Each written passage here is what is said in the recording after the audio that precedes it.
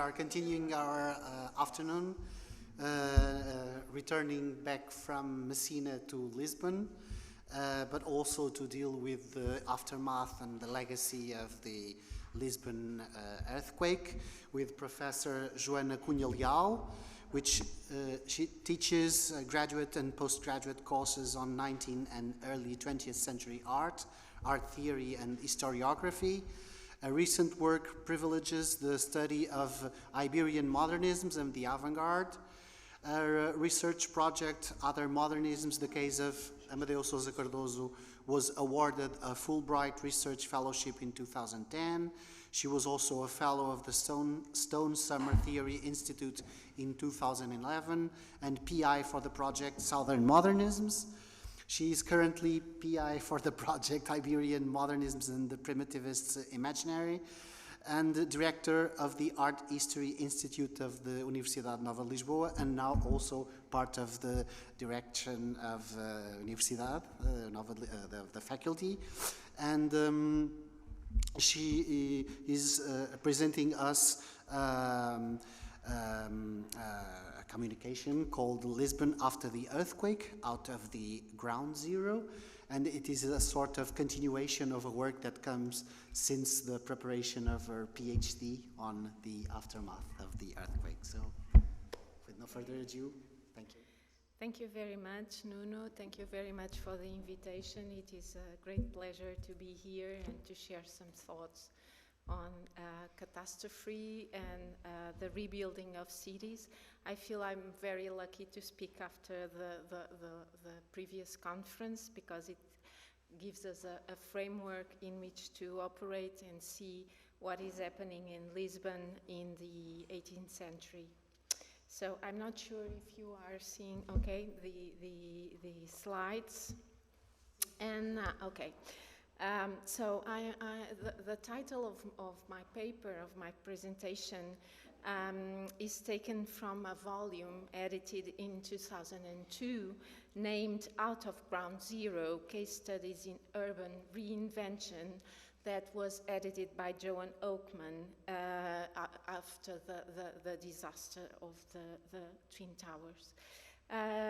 Lisbon devastation by the earthquake in 1755 and the rebuilding process that followed the catastrophe opens that volume that considers other examples of cities' massive destruction, such as Chicago after the Great Fire, or the bombing of Rotterdam, Plymouth, Berlin, Hiroshima during World War II, and the destruction occurring in a much recent chronology in the Balkan cities, Jerusalem, and of course, New York City. I actually dislike the term ground zero. Besides evoking a modernist utopia, once applied to the city, it completely fails to address the many layers that compose the urban experience. It may refer to the city's built environment, but it misses the complexity of its lived social space, the richness of its collective memory, and the images and representations supported by them. That is the immaterial, lived, remembered, desired, imagined parcels of urban experience. But despite the fact that I disliked it, this kind of a term serves me here to bring in the depth of the transformation of Lisbon brought in by the catastrophe, which deserves to be acknowledged. And my thesis is that the key impact that the earthquake caused can be measured by, of course, its primary elements, and I got to get, being them the urban grid designed by Eugenio dos Santos and Carlos Mardel, and the monumental Praça do Comércio open in the front of the Tagus River. Indeed, the rebuilding of the city center after the earthquake under the Marquis de Pombal government produced a complete transformation of Lisbon.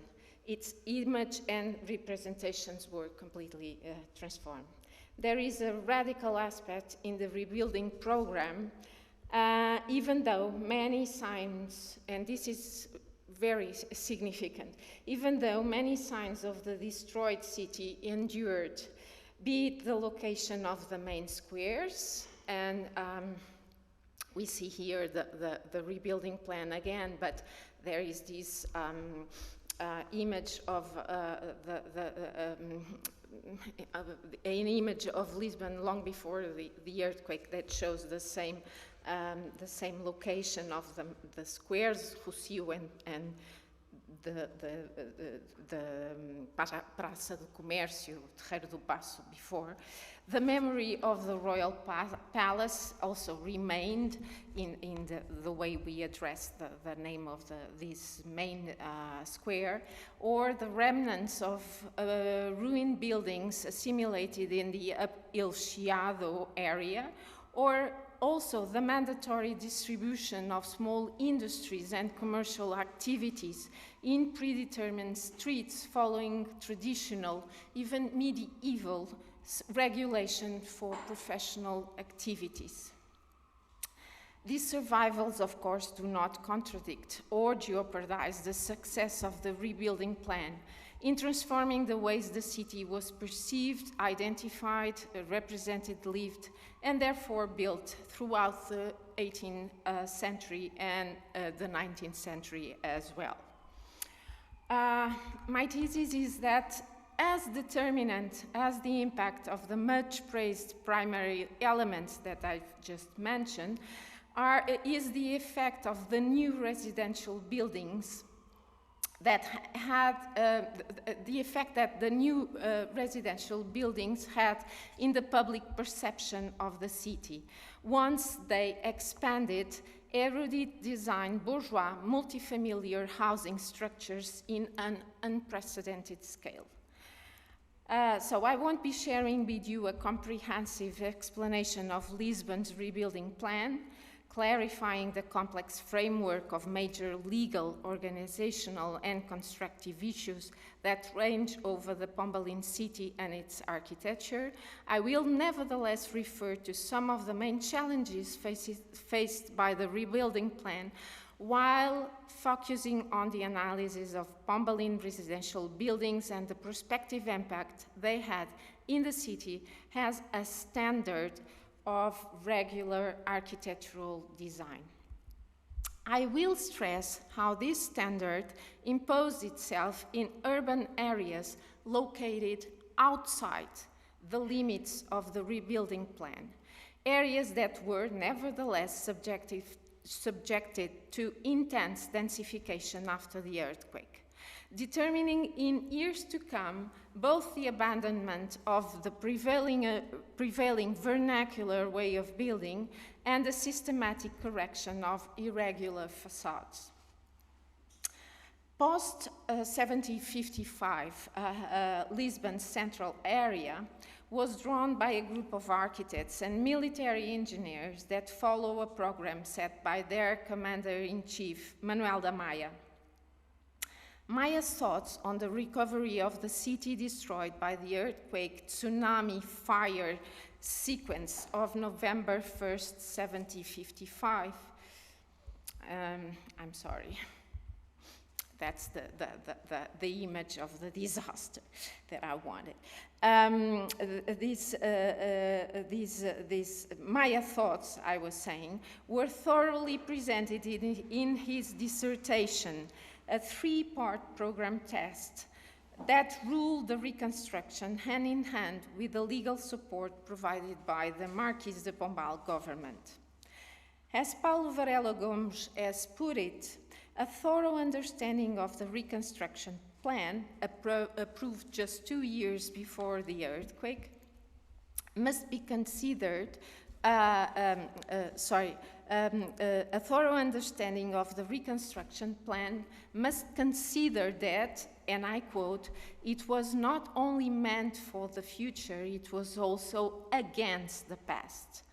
Indeed, taking Lisbon's former image into account, Maya specified that the city arising from the rebuilding, and there it is, Maya specified that the city arising from the rebuilding plan should be an entirely new one, a rational urban setting supported on classical principles and pragmatic concerns broadly identified by the notion of regularity. Regularity ruled the entire Pombaline undertaking, defining its urban and architectural design against the sweeping irregularity of the previous city center, unaware of sanitary norms, dominated by loop-sided and dead-ended narrow streets, and by vernacular architecture. The option for redesigning Lisbon's central area created considerable difficulties. Although it was presented as the only valid alternative, Maya states the complexity of the calculus implied in assuring the rights on private property, and we've seen this big issue in the previous paper. The discussion around property and the compensation due to former landlords would meet Maya's errant commitment to the improvement of the city that included high standards of hygiene and building security. Pombal's despotic power was, of course, key in securing this option, allowing the rebuilding plan to move forward. Like some other cities modified or expanded under Enlightenment pedagogy, Maya refers London and the expansion of Turin, Lisbon's rebuilding plan pushed to the limits the idea of common interest policy. Besides property issues, it included ignoring the previous location of the churches, and this was a main issue, of course. Rationally designed urban setting, wise distribution of public spaces and public buildings, decorous classical architectural solutions, and exigent salubrious standards were options sustained by an idea of common interest that would ensure a renewal of civic life and economic development, in this case oriented towards the very bourgeois commercial interests that would sponsor the undertaking. But I must add here, because of the talk we previously heard, that in the case of Lisbon, the challenge was to build an inclusive city where everybody was needed, and it was really very, very difficult because gentrification nevertheless occurred. So the bringing in different kinds of people from different classes was a real serious preoccupation. As I mentioned before, regularity was the conceptual tool orchestrating the multiple demands of renewal, pragmatic needs being much more precise than the general notion of improvement that Maya evokes. Emergent ideas on public health and security in construction were the basis for concrete measures: the anti-seismic wooden structure named Gaiola, the water supply provided by a network of new public fountains, and here's the structure, and the construction of a sewage system and a public garden. Conversely, the notion of Lisbon's improvement is rather broad and vague. Maya's discourse includes both the intention to look after public interests through the mentioned sanitary and security measures and the will to promote Lisbon's embellishment. Therefore, the idea of improvement foreshadowed an aesthetic criteria embedded in Casa do Risco's main fields of activity. First, the urban plan that I've shown, Maya's aesthetic, in the urban plan, Maya's aesthetic improvement would be prompted by street design. Streets taken out to be the basic spatial elements of the city would benefit from the combined effect of their linear design and increased wideness, allowing the definition of sidewalks, and we see here the novelty of the sidewalks. In architecture, the aesthetical plus would be brought by program design. That is, by the fact that buildings' facades were from now on controlled by design and devised in accordance with basic classical forms, also referencing erudite architectural standards. Pombaline architecture new qualities of uniform design and symmetry would, Maya writes, strengthen the general regularity of Lisbon's new quarters. Taking the expectations defined in Maya's text, it might be eventually stressed that the uniform pattern conceived for architecture was not, at least not only, an outcome of an economizing strategy or a result of the prefabrication system applied. It was also the result of architects' will to create regular, embellished compositions in accordance with the ideological synthesis occurring in Enlightenment between rational policy and the urge of taking both pragmatic and aesthetical exigencies into consideration. While perhaps not being a perfect synonym of the beautiful, regularity was nevertheless considered to be its essential condition. Lisbon's rebuilding plan was indeed drawn to outshine prevailing vernacular building solutions. That is, housing structures that were usually 1 or 2 story high,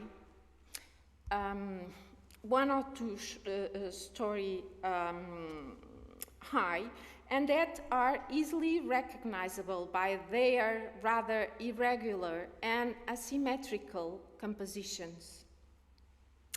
At ease, these compositions are at ease, alternating wall areas, either blind or pierced by a series of small openings corresponding to the interior staircase, and fenestrated ones whose openings could also be dissimilar, corresponding to residential spaces or repeatedly admitting gable ends, just as we see here.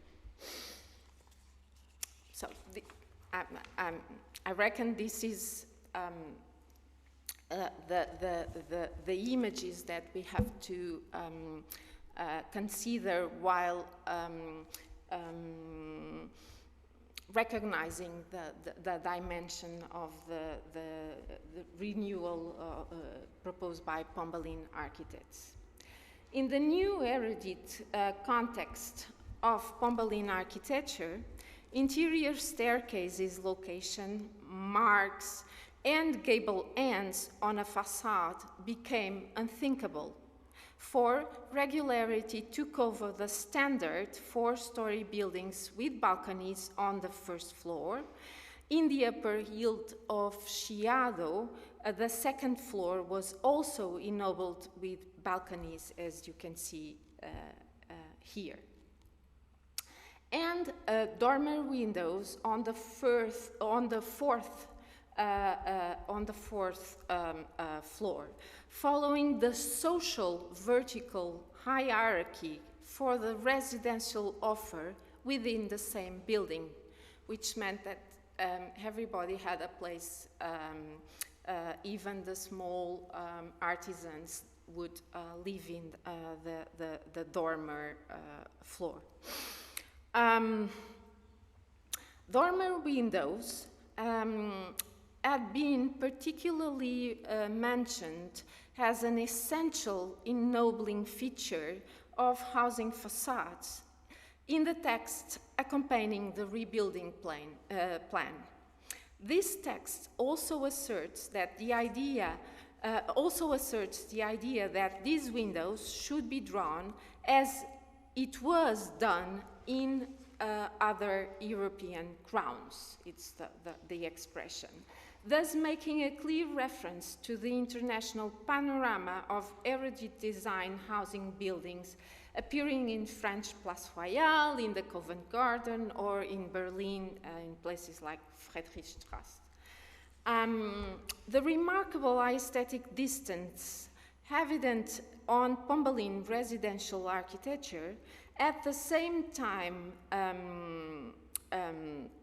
at the time of its creation and first reception, as it clearly detaches itself from the previous leading vernacular paradigm, was also reinforced by straightforward formal solutions quoted from the realm of noble architecture. The block scale that conceals building units in the downtown area of Baixa, the monumental pilasters set at the corner of each block, lacking any significant supporting role, the coupling of portals and balconies of Rossio and Chiado buildings, and even the dormer windows were commonly used in such a universe of reference, the noble architecture. Finally, approaching noble architecture and taking erudite apartment buildings formulas as minimum standard for the qualification intended for the city about to be rebuilt also implied a significant transformation of common housing interiors. Lisbon's reconstructed areas benefited from a housing program providing superimposed apartments with defined boundaries within the same building. There is multifamily structures organized as a sum of independent and socially multi-targeted dwellings, either one or two per floor, served by well-defined common shares, entries, hallways, landings, and stairs, benefiting from significantly increased interior living areas. This rational program broke with modes of co-housing enshrined in common housing tradition, applying to multifamily residents a standard of privacy scarcely known beforehand. This rupture was, of course, being prepared long before the earthquake, but only the renewal of the entire residential offer could have converted it into a normal city-scale practice. So, although it is now considered, I'm going to open here a parenthesis that will lead me to my conclusion. Although it is now considered to be one of the major achievements of enlightened urban ideals, one that brought forward urban planning as establishing conditions for a salubrious and rationally ordered public life in the city, the geometry supported and uniform renewal of Lisbon was not always recognized as a significant contribution to architecture and city design. As I have discussed elsewhere, monotony, pragmatism, parsimony, and lack of originality were the main characteristics attributed to Pombalin quarters by those who commented the reconstruction since the late 18th century. A surplus of regularity was quickly taken to be the most evident and impoverishing feature of the newly rebuilt city. These abiding anathemas, initially perceived by Beaux-Arts architectures, neoclassical architectures, cast a vast and enduring shadow over the undertaking. Lisbon's center was not an achievement of fine artistic value, but a work injured by aesthetic marginality. Only in 1965, José Augusto França's book prompted a consistent turning point in this regard. In fact, the enrollment of downtown Pombalin Quarter, Baixa, in Portuguese heritage was achieved in September 12, 1978, as a direct outcome of his study. Following the early analysis of a modernist architect, Porfírio Pardal Monteiro, who saw the reconstruction of Lisbon as foreshadowing the modern movement, França's study places Lisbon rebuilding plan within the Enlightenment aesthetics, pointing out the artistic dimension of the new city. França's point is based on the election of the two primary elements of the newly built city. These elements support the symbolic and artistic value of the new city, allowing the historian to partially overturn the accusations of monotony and pragmatism. Praça do Comércio was a key piece in this legitimating process. Being the only monumental public space in the new city and benefiting from an extraordinary geographical location on the waterfront of the Tagus River, it had already been classified as a national monument in 1910. França not only reaffirmed its singular quality, but also reinstated its major symbolic relevance for taking the place of the ancient Terreiro do Paço. For it took the place of the ancient Terreiro do Paço. The other key, and this time new, argument for the defense of the Pombalin recovery's aesthetic value is the idea that the reconstruction of Lisbon was, and I quote, essentially an urban phenomenon. It is as such that its artistic value is vindicated once the, and I quote again, once the significant qualities of the work are precisely for França, the immediate and aesthetic beauty of the plan, with its rational simplicity, economic and realistic sobriety, and programmatic beauty as a political ideal. End of quote. In opposition to the merely quantitative rhythm attributed to the housing buildings, França stresses the variation effect introduced in the urban grid of Baixa, an effect obtained by the contrast between the transversal and longitudinal alignment of the blocks and by the variations of streets width. These solutions create, he says, a dynamic rhythm that energizes the urban grid, saving it from the apparent monotony. On this basis, José Augusto França succeeds in affirming the aesthetic value of Pombalin Lisbon on the solid ground of originality and innovation praised by modernist artistic ideals. He could then point out the radical submission of architecture to urbanism, stating that the formal language of the housing buildings is not only supported but is also legitimated by the dynamic of the orthogonal grid.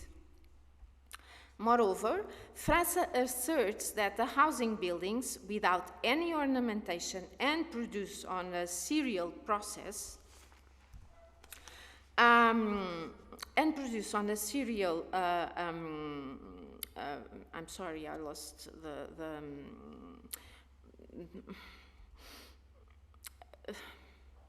okay. In the end, he says that the buildings cannot be, and I quote, aesthetically individualized, forgetting their determination, or in other words, the urban grid. He therefore defends that there are no isolated buildings, but only blocks, groups of building quarters. Such a conception implies that we can only analyze the main Pombalin building if we understand it as a unity of those groups. So, José Augusto França associates the surplus of regularity that putatively impoverishes Pombalin architecture to the pragmatic empiricism of military practice acquired in building fortifications and in colonial town planning. So, rather than discussing the extreme difficulty of the author's attempt to define a Pombalin style arising from this perspective, I will focus my attention on the idea that he paid a high ransom for this incomplete aesthetic recovery of the rebuilt city. Not only kept underestimating residential architecture that remains condemned for its monotony, but he was also forced to ignore the remaining part of the Pombalin city. I mean, the half of the plan,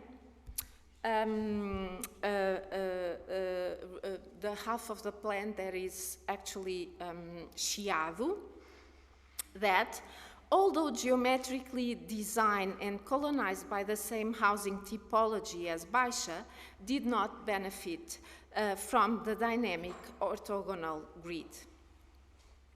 So, my point here is to address the paradox implied in the simultaneous recognition of the importance of the housing typology and its lack of aesthetic qualities.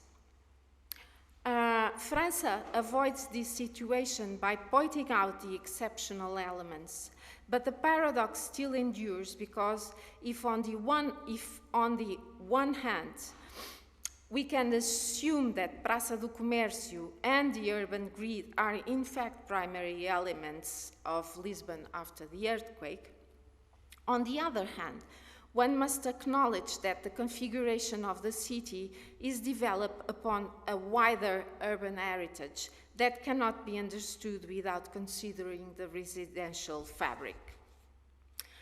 From this perspective, the aesthetic marginality attributed by high criticism to Pombalin architecture cannot be forgotten or left to a secondary plan. Besides its overwhelming presence, the Pombalin housing buildings, residential buildings, are the guarantee of the unity of a plan that brings together the orthogonal grid of Baixa and the upper town affected by different topographical conditions and several architectonical remnants in Chiado.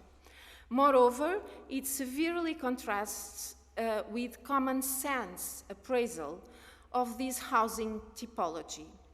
The continuous growth and densification of the city during the late 18th and 19th centuries prove that this typology permeated the whole of the urban territory, either appearing as a structure flexible enough to be reinterpreted and enriched, or, more significantly for my argument, as a standard for aesthetic re-evaluation of the urban landscape in other areas of the city. And now we see the city in the late 18th century with other growing areas completely defined. You see Lapa here, and the project for the Águas Livres, and the entire Cotovia, what we call Cotovia, is also 18th century, late 18th century urban areas of Lisbon, as the color of the map shows. As I tried to summarize so far, Pombaline residential structures defined and recaptured the bourgeois habitat by applying a regular and standardized architectural program with ennobling references, promoting privacy between the different apartments, enlarging interior living spaces, and presenting rental buildings destined to different social levels of potential dwellers. As it was able to anticipate and systematize all these renewal symptoms of bourgeois dwelling, Lisbon's construction could not have failed to produce a thorough reconfiguration of the expectations horizon of cities' inhabitants and buildings, be them architects, landlords, owners, or politicians, etc. This reconfiguration can be gauged in the continuing expansion and densification of residential areas external to the Pombaline plan, because it prompts an increased level of exigency concerning the minimum requisites of housing buildings, and at the same time it lowered tolerance towards anything that would not dignify the city image, from inappropriate behavior, considered inappropriate behavior, to inappropriate vernacular solutions in the realm of common architecture. This major effect is traceable over a very long span of time, and it concerns not only the prevalence of longevity of the building type designed for Lisbon central areas, but also, and more significantly, the evident signs of condemnations of vernacular architecture by, and I want to underline this, by ordinary citizens and landlords without any architectural education. So now I'm showing you post-earthquake vernacular housing buildings that maintain the kind of vernacular types that were in fact dominated the city before the earthquake. These are post-earthquake buildings in the area we know as Cotovia, which means the part of the city that comes out from Rua da Escola Politécnica to Rua de São Bento. Here in Praça das Flores, we see the same kind of vernacular distribution that is maintained. So I'm talking about the prospective impact that Pombaline architecture has regarding the entire city, and also the correction of these abiding modes of vernacular building, still very much present in the years after the earthquake. Such prospective impact becomes noticeable when one studies the collection of facade drawings enrolled in the catalogue named Livro dos Prospectos, archived owned by the Municipal Archive. This 19th century original catalogue puts on record the constructions that would have a foreseeable visual impact on the city, and had therefore to get a license from Lisbon City Council Building Department. in the 19th century. This archive runs from October 1845, when the enrolling of the projects became mandatory, to 1874, when the archive was completely reorganized. The information gathered in this catalog, along with the existing drawings corresponding to 2/3 of registered records, allows us to locate and date those building licenses and to get to know the nature of these building interventions in a significant number of cases. They could be entirely new buildings, or the rebuilding of pre-existing structures, addition of new floors to a previous building, or the redesign of existing facades, as we see now. Being a reliable indicator of the dynamics of urban construction, this collection of anonymous housing buildings clearly demonstrates that the value of regularity sustained by city areas reconstructed under the rebuilding the Pombalin plan was able to reconfigure the Lisbonans' expectations horizon, appearing as a principle shared by the entire community. It did so in terms that would be responsible for raising basic needs standards and creating a critical base in the realm of domestic architecture. There is a noteworthy tendency for a much more generous conception of minimum interior spaces to live, but its clearest expression would be the significant flow of elective building projects eager to eliminate the asymmetries and ill-projected solutions of previous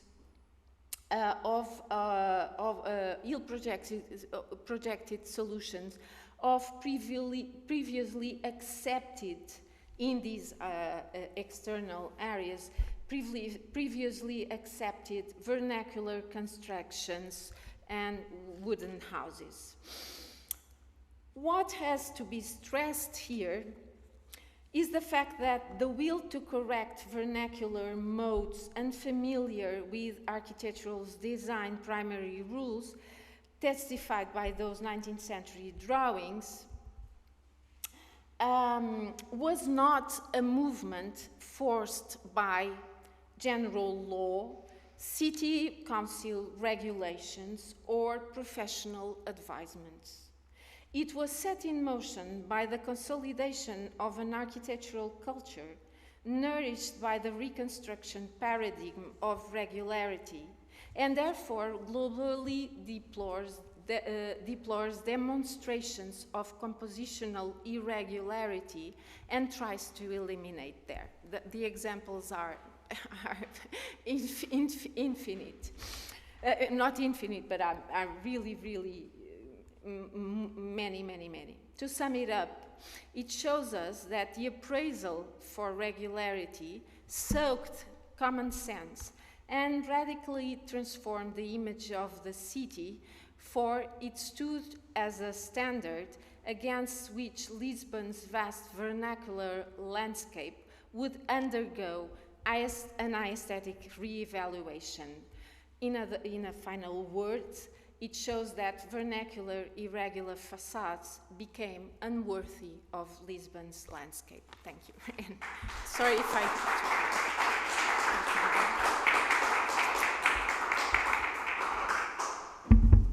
Thank you very much for this very interesting and motivating presentation. We still have some time for questions. So if anyone has a comment or a question, please do.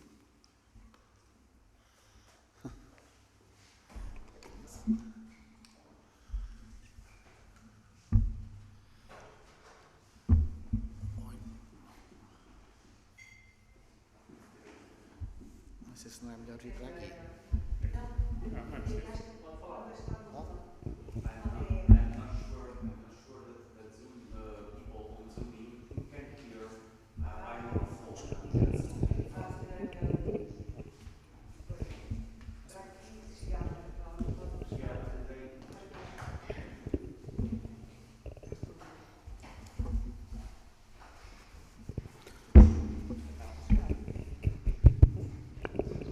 Okay, I really enjoy your presentation, Joana Cunha Leal, because it makes me think about lots of aspects of the architecture I believe.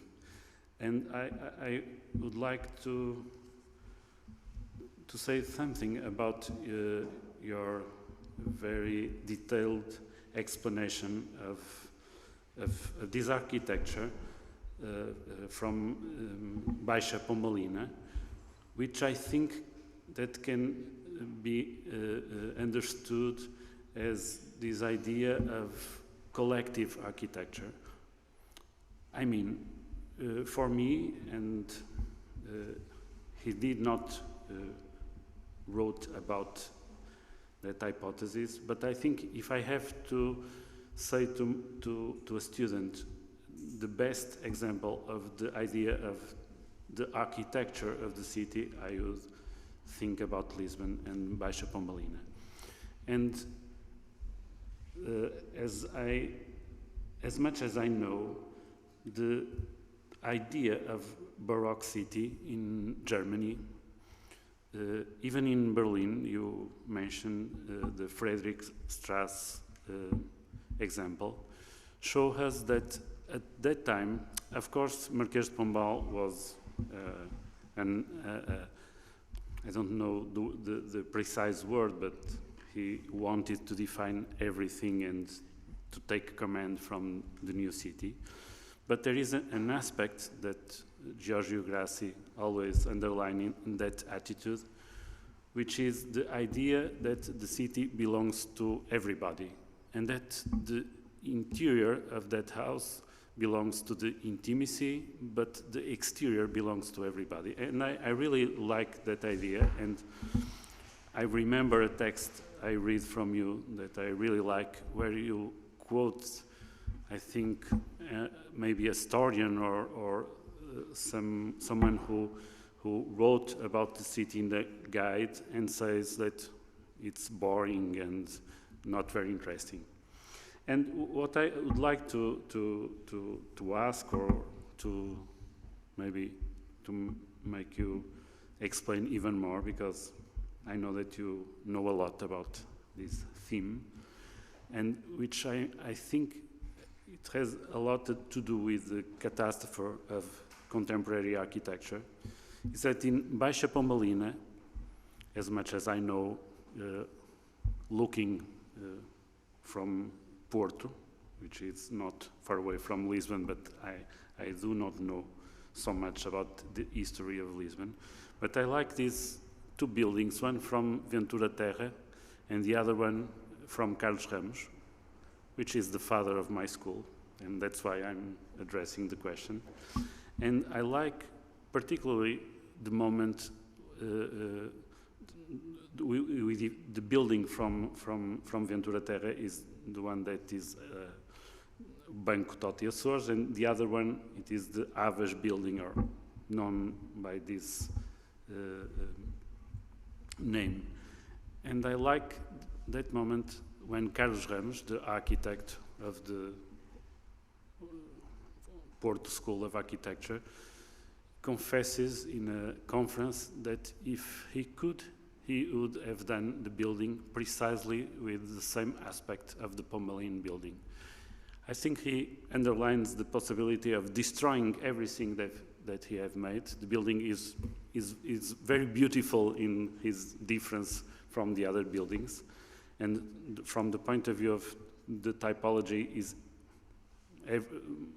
it's very different, because it has the three levels of it includes the service, or the third domain of uses in the city.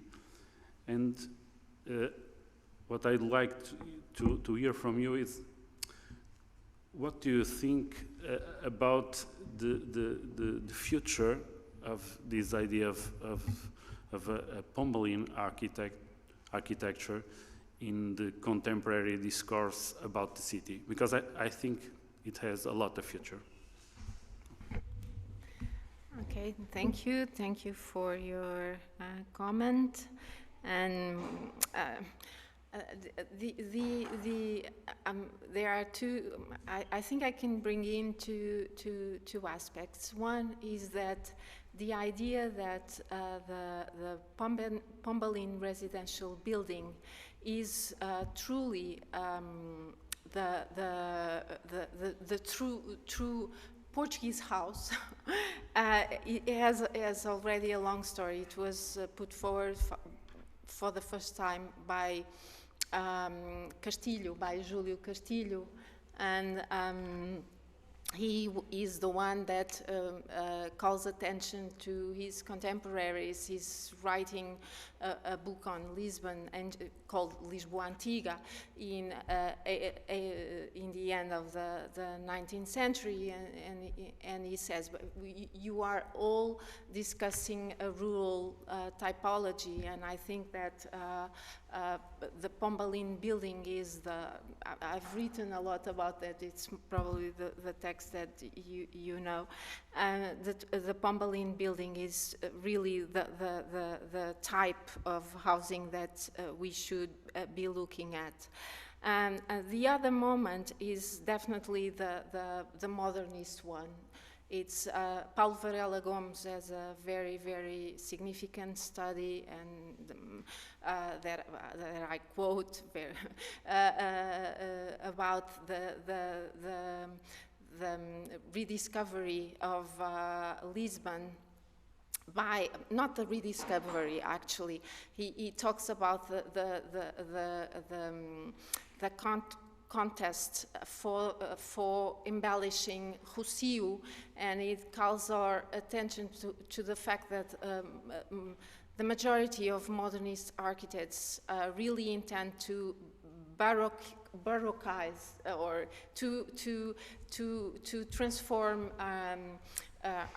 Pombalin architecture into something that the project and the architecture and the urban design clearly did not want it to be, which is a Baroque city. Pombalin city did not consciously look for perspectives and for significant ornamentation and dramatic effects in architecture, and this was an option. It's and the case is what I think it's. We have to take it seriously, and this is what I've been trying to do. This is an option, and an option that demands that our aesthetical understanding of the city, of what a city should be, is also, we need what some historians call a nettoyage du regard, to clean our eyes and to understand this option as a valid option in terms of aesthetic, also in terms of aesthetic value. So the Pardal Monteiro is actually the first modernist architecture that rediscovers Pombalin architecture and that praises both the plan and the buildings, even though he recognizes that they are sober and without and perhaps serial, but he finds in the Pombalin plan all the qualities that are the basis of the modern movement. So there is this connection between modernism and Pombalin architecture that after Pardal Monteiro's publications and Carlos Ramos, at least he understands that also, so this becomes very clear. But the paradox still endures, because France's conception of what the city should be or should have been is modernist. So, but it is modernist in the sense that he treasures originality and innovation, and he's looking for something that is completely different and that Pombaline architecture cannot give him. So there are lots of paradoxes, and I think we can really try to discuss these things and enrich the perspective that we have on them from that basis. As far as the future of the Pombaline typology, I don't know. I'm not an architect, but I think there are good examples nowadays. I have to say that I really like, and I don't know the name of the architects, but I really like the buildings that are now recently built on Martim Muniz, for instance. I think this is a very extreme, they are very clever in their dialogue with Pombaline tradition and very contemporary at the same time. So even though I don't know very well the plan or the, I think there is something there that it's worth thinking and discussing. Thank you. I don't know if there is anyone else that would like. Okay. Yes. Just want to mention that we are way behind schedule. Obrigada. Thank you very much, Joana. I really appreciate what you have talked about, and I have learned about also very much. And I was thinking, it's not really a question, it's some notes also about all your lecture. I was thinking about Livre do Desassossego and the kind of love that Bernardo Soares has to this monotony. Mm-hmm. The monotony is very creative and is dwelling dreams and small details that where there is no monotony we cannot find. And it was only this. It's true. It's true, and I hope I made clear that if we look closely to Pombaline architecture, we actually find in details, in tiny details, this ennobling of architecture that our eyes, because they are so used to volume and to sculptural effects in architecture. They are yes, so it really needs a different kind of look, but I think it's there. Yes, these tiny details. So I'm sure there are much more questions, but we can continue to discuss outside. So now we should make a very short coffee break, maybe 10 minutes, I would say. And then we continue. Unfortunately, Manuel Massini won't be able to deliver his presentation, but then we are going to listen to Luciano Maraveglio, of course. So, até já.